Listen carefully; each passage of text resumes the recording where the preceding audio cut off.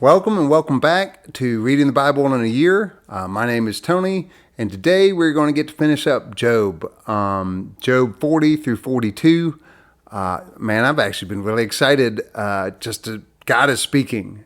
God's actually speaking here, and so that's what we'll be going over today. That's exciting to me.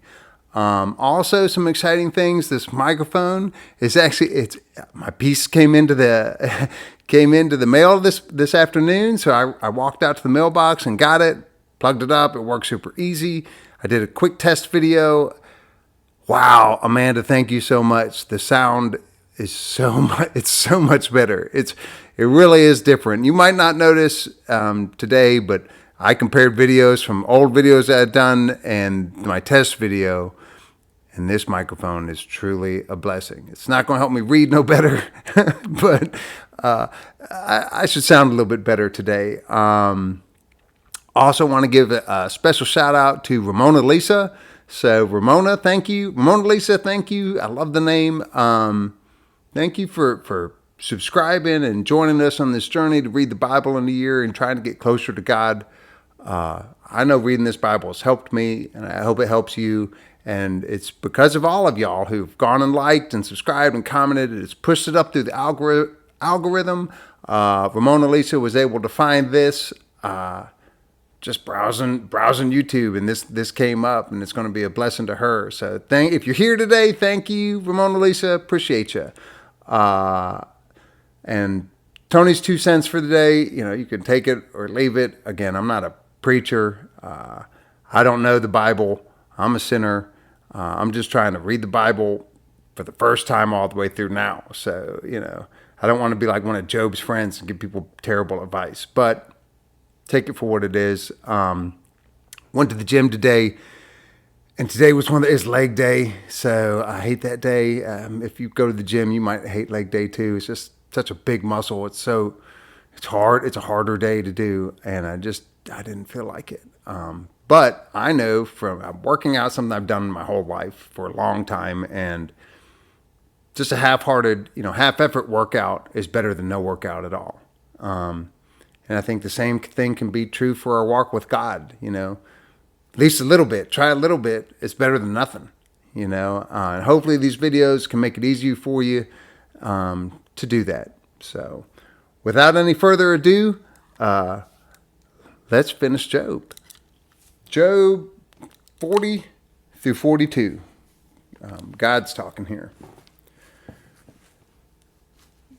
40. God then confronted Job directly. Now what do you have to say for yourself? Are you going to haul me, the mighty one, into court and press charges? Job answers God, I'm ready to shut up and listen. Job answered, I'm speechless, in awe. Words fail me. I should have never opened my mouth. I've talked too much, way too much. I'm ready to shut up and listen. God's second set of questions. I want straight answers. God addressed Job next from the eye of the storm, and this is what he said. I have some more questions for you, and I want straight answers. Do you presume to tell me what I'm doing wrong? Are you calling me a sinner so you can be a saint? Do you have an arm like my arm? Can you shout and thunder the way I can? Go ahead, show your stuff. Let's see what you're made of, what you can do. Unleash your outrage. Target the arrogant and lay them flat. Target the arrogant and bring them to their knees. Stop the wicked in their tracks. Make mincemeat of them. Dig a mass grave and dump them in it. Faceless corpses in an unmarked grave. I'll gladly step aside and hand things over to you. You can surely save yourself with no help from me. Look at the land beast, Behemoth. I created him as well as you, grazing on grass, docile as a cow. Just look at the strength of his back, the powerful muscles of his belly. His tail sways like a cedar in the wind. His huge legs are like beech trees. His skeleton is made of steel. Every bone in his body hard as steel. Most magnificent of all my creatures, but I still lead him around like a lamb. The grass-covered hills serve him meals, while field mice frolic in his shadow. He takes afternoon naps under shade trees, cools himself in the reedy swamps, lazily cool in the leafy shadows as the breeze moves through the willows. And when the river rages, he doesn't budge. stolid and unperturbed, even when Jordan goes wild. But you'd never want him for a pet. You'd never be able to housebreak him. I run the universe. 41. Or can you pull in the sea beast, Leviathan, with a fly rod and stuff him in your creel? Can you lasso him with a rope or snag him with an anchor? Will he beg you over and over for mercy or flatter you with flowery speech? Will he apply for a job with you to run errands and serve you the rest of your life? Will you play with him as if he were your pet goldfish? Will you make him the mascot of the neighborhood children? Will you put him on display in the market and have shoppers haggle over the price? Could you shoot him full of arrows like a pincushion or drive harpoons into his huge head? If you so much as lay a hand on him, you won't live to tell the story. What hope would you have with such a creature? Why, one look at him would do you in. If you can't hold your own against his glowering visage, how do you expect to stand up to me? Who could confront me and get by with it? I'm in charge of all this. I run this universe. But I've more to say about Leviathan the sea beast, his enormous bulk, his beautiful shape. Who would even dream of piercing that tough skin or putting those jaws into bit and bridle? And who would dare knock at the door of his mouth, filled with row upon row of fierce teeth? His pride is invincible. Nothing can make a dent in that pride. Nothing can get through that proud skin, impervious to weapons and weather, the thickest and toughest of hides, impenetrable. He snorts and the world lights up with fire. He blinks and the dawn breaks. Comets pour out of his mouth. Fireworks arc and branch. Smoke erupts from his nostrils like a steam from a boiling pot. He blows and fires blaze. Flames of fire stream from his mouth. All muscle he is, sheer and seamless muscle. To meet him is to dance with death, sinewy and lithe. There's not a soft spot in his entire body. As tough inside as out, rock hard and vulnerable. Even angels run for cover when he surfaces, cowering before his tail-thrashing turbulence. Javelins bounce harmlessly off his hide. Harpoons ricochet wildly. Iron bars are so much straw to him. Bronze weapons beneath notice. Arrows don't even make him blink.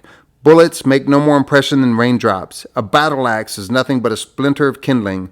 He treats a brandished harpoon as a joke. His belly is armor-plated, inexorable, unstoppable as a barge. He roils deep ocean the way you'd boil water. He whips the sea like you'd whip an egg into batter. With a luminous trail stretching out behind him, you might think ocean had grown a gray beard. There's nothing on this earth quite like him. Not an ounce of fear in that creature. He surveys all the high and mighty. King of the ocean. King of the deep. Job worships God. I babbled on about things far beyond me. Job answered God. I'm convinced you can do anything and everything. Nothing and no one can upset your plans.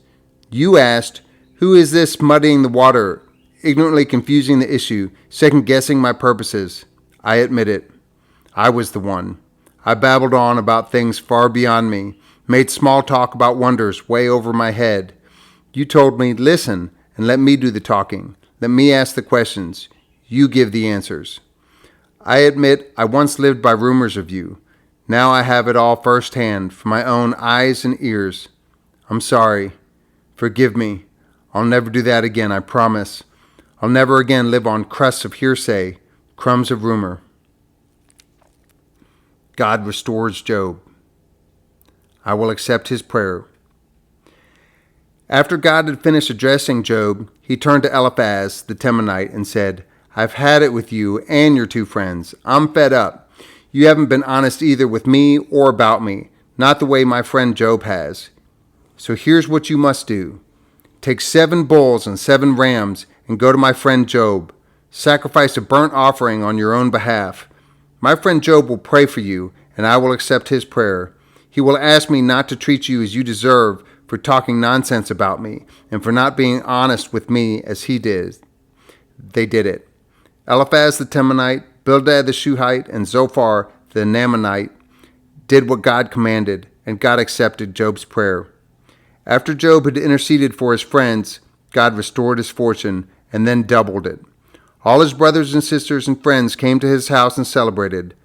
They told him how sorry they were and consoled him for all the trouble God had brought upon him. Each of them brought generous housewarming gifts. God blessed Job's later life even more than his earlier life. He ended up with 14,000 sheep, 6,000 camels, 1,000 teams of oxen, and 1,000 donkeys. He also had 7 sons and 3 daughters.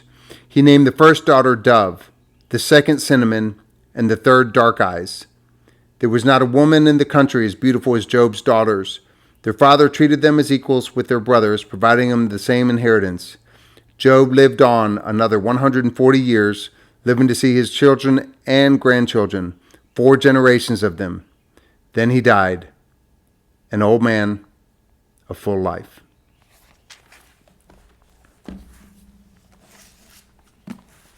Recap Day 15, Job 40 through 42. Today, Job gives a brief reply to God, which basically amounts to, I think I'll keep my mouth shut. God had asked Job to answer him, and he didn't, so God pushes a little more. Will you even put me in the wrong? Will you condemn me that you may be in the right? 48. Sometimes we get so frustrated by our circumstances that we carry a subtle undercurrent of belief that God is cruel for letting us endure trials. That amounts to calling God a bad, unjust God. It's basically the belief that we'd make a better God, because if we were God, our plans would be flawless. God points out Job's entitlement. Yes, Job glorified God, made sacrifices, and honored God with his life and actions, but he valued his righteous actions too highly, perhaps believing God owed him something. Finally, Job repents. Some versions say, I despise myself, but the Hebrew word here also means to withdraw or reject, so it's possible his statement is more like, I withdraw from myself. The tone it carries is more about humility than shame.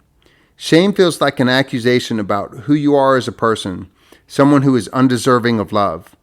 Humility, on the other hand, is rightly viewing who you are as a person who is loved despite being undeserving. Humility is the narrow zone where you're not building yourself up or beating yourself up because you realize it's not about you. After Job repents, God rebukes his friends. We finally get official confirmation from God about how wrong these guys were. He says they haven't spoken of him what is right. While a lot of what they said about God was true, some of it missed the mark. Remember how they said they were delivering the very words of God? How they were visited by a spirit who told them things? It's possible this connects back to chapter 1, where God addresses the sons of God, a potential reference to angels, and in this case, fallen angels. If Job's friends were telling the truth about being visited by spirits, those spirits were likely evil spirits, fallen angels masquerading as angels of light. Whether Job's friends were lying, or whether they were deceived by spirits and passed those deceptions on to Job, their statements weren't from God. In the midst of all the true things they said about God, their speech was peppered with lies about him. That's one reason it's important for us to see Scripture's full view of God instead of plucking out 1 or 2 attributes we want to hone in on to the exclusion of the others. God tells Job's friends to apologize. Then God tells Job to forgive them and offer a sacrifice for their sins. God works to purify and humble them all. Then he works to restore, not just relationship, but everything in Job's life. Job gets it all back in a double portion. In the genealogies, something interesting happens. This is a rare moment when the females and not the males are named in the lineage. That's the opposite of what most ancient genealogies did. Not only do the women get named instead of the males, but they also get an inheritance along with the males, which was relatively unheard of in those days. This is a gesture of extreme generosity on Job's part, which also reveals a lot of humility. There will be plenty of moments where the ancient cultures ignore women, so if you're a woman, hold on to this moment for when you feel like Scripture overlooks you. Today's God shot. God's heart for restoration is so evident here. He not only restores Job's fortune and his family, but he also restores Job's relationship with his friends. And most importantly, God restores Job's view of God and himself. He set things right. If you've ever felt distant or alienated from God, you know how disorienting it is, how paralyzing it can be. And here's the God who draws near to the very people who viewed him wrongly, misunderstood him, told lies about him, and accused him of being cruel, and then he restores them in relationship with each other and himself. Job probably values that a lot more than the 6,000 camels, because Job has finally figured out that he's where the joy is. Thank you for tuning in, and I will see y'all again tomorrow.